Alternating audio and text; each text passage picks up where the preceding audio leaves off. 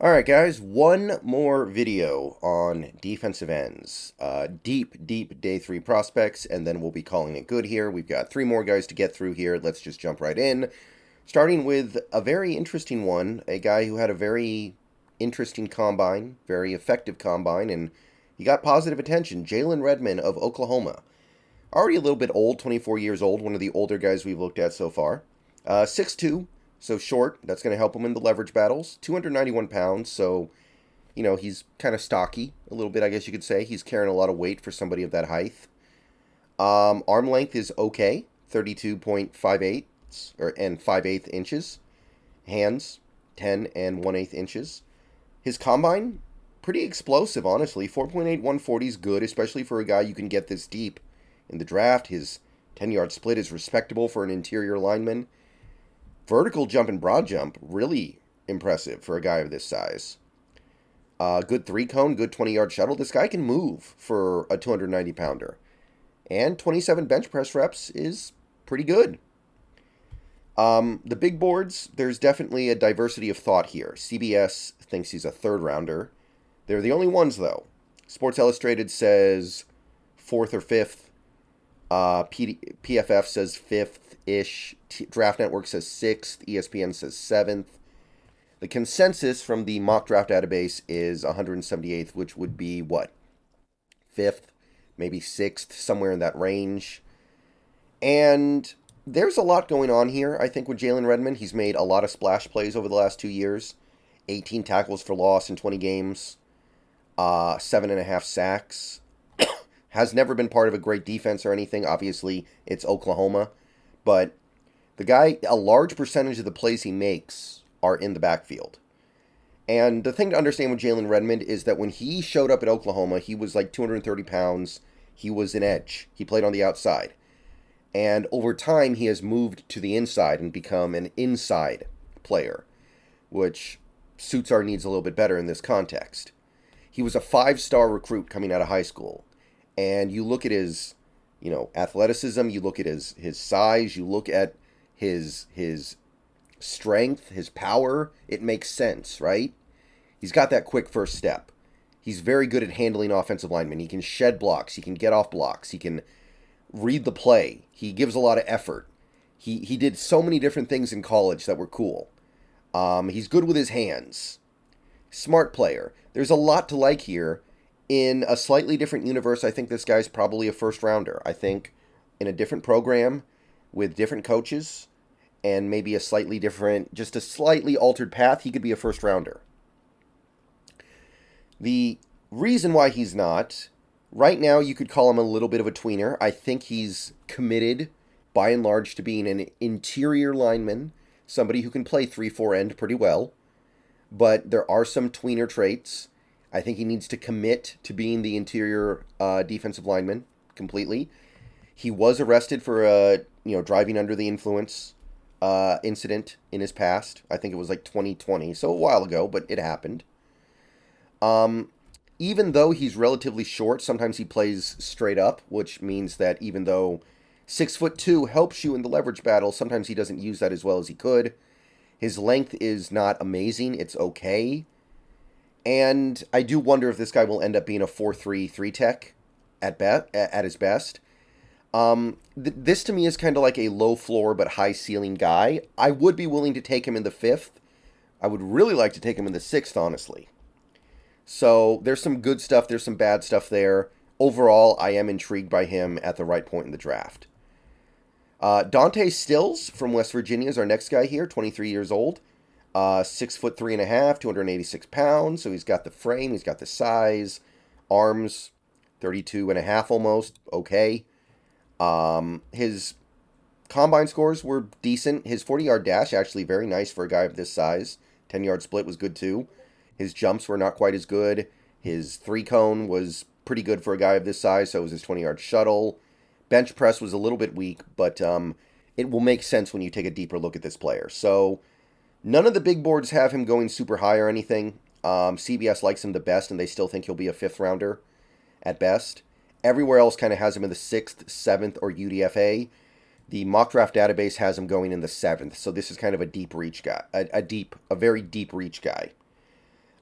He's played a lot of games over the last 2 years, 25 games. He makes some plays. Made a lot of plays in the backfield in 2021, actually. 15 tackles for loss and 7 sacks. Not quite as productive in 2022, but he's had a pretty productive college career. Mainly what this guy is an interior pass rusher. He's got great pass rush skills from the interior, and he moves well for a guy who's an interior lineman. This is not somebody who's just going to play everything straight up. He's going to run stunts. He's going to move up and down the line of scrimmage. He's going to chase plays down. He's not going to just root down in the middle there and only have a bull rush. He's got a high motor. He's willing to chase stuff down. His penetration skills are great, and that's showcased in the fact that he's got 24 tackles for loss over his last 25 games. He's constantly making plays in the backfield. And he was very productive as a college player, and I believe he was a team captain. So you could call him a plus character guy. That's how I would characterize it. He was a team leader. He will probably end up being relegated to a pass rush only role in the NFL. I don't think he will be a very good run defender, and he'll probably be a part-timer. He's somebody who rotates in on like those NASCAR packages on third down. And in a 3-4 defense, that's not great. I'm not saying he can't play in an odd front defense, but in a 3-4, if you're looking for a guy who's going to have significant value, you need a guy who's going to be able to hold up against the run. Now, this guy's probably a 7th rounder, so at the end of the day, if you get him and all you get is a quality interior pass rusher on third downs, that's still good. Even though I think his combine scores were pretty decent, I wouldn't call him a great athlete. Also would be another drawback to him. So overall, Dante Stills, he's definitely got kind of a niche role in the NFL, I think. But that role is valuable. Being able to get interior pass rush on pass rush downs is very valuable. So I think he definitely has a place in the right defense. You're going to have to let him be a gap penetrator to make it make sense. And in this defense, that just kind of depends on how you view things. He's definitely going to be a situational player, especially at first. But maybe that's okay. So I would say if he's there in the 7th round, he's worth that 7th round flyer. But not much more than that. I would not take him in the 6th round, I don't think. I think once you get down to the 7th round, then it's like, whatever. He can give me some pass rush. Good enough. All right, we got one more guy to take a look at here. It's going to be DJ Dale of Alabama. Could not find his age. This is a slightly bigger guy. He's also very kind of stout. He's, wide. He's only 6'1", but he's 302 pounds. 33-inch arms almost 10-inch hands. Didn't look particularly fast at the combine, but not surprising for a 300-pound guy who's probably going to be lucky to get drafted. 5.2640. I mean, that's obviously not very good. His jumps were really, really small. 25.5-inch vert, 8'2" broad. His 3-cone was actually pretty decent, 7.69. 20-yard shuttle was okay, 4.8.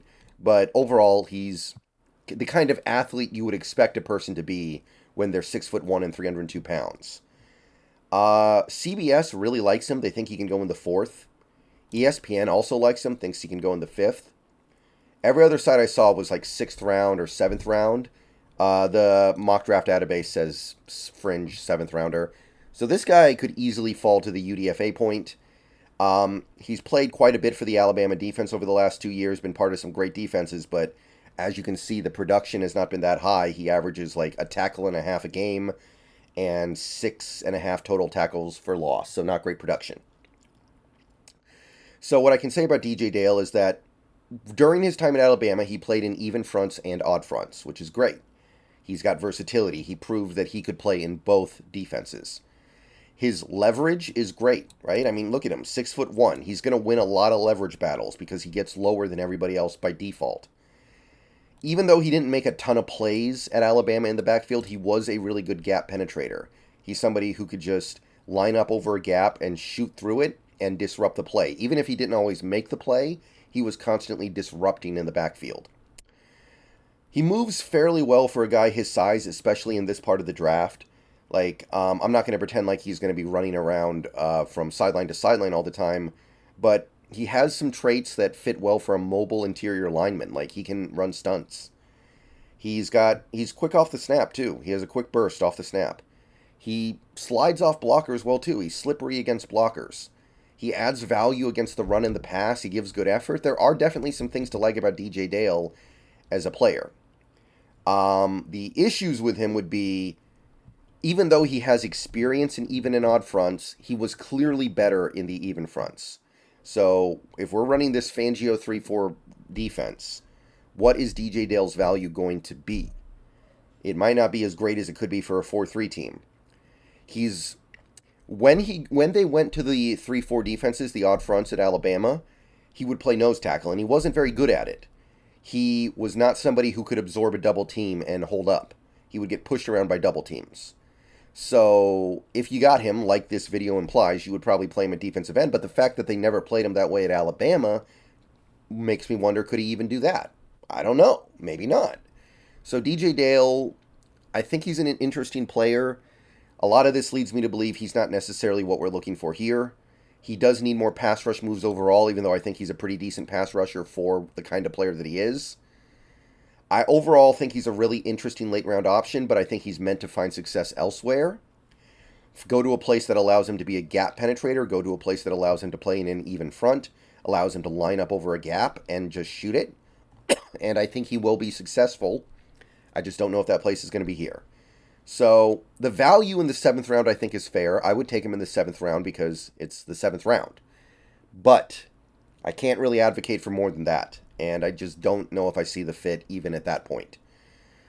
Okay, so that is all the defensive ends we're going to take a look at in this draft process. And we've now gone through every single defensive lineman who I think is worth discussing for these Seahawks.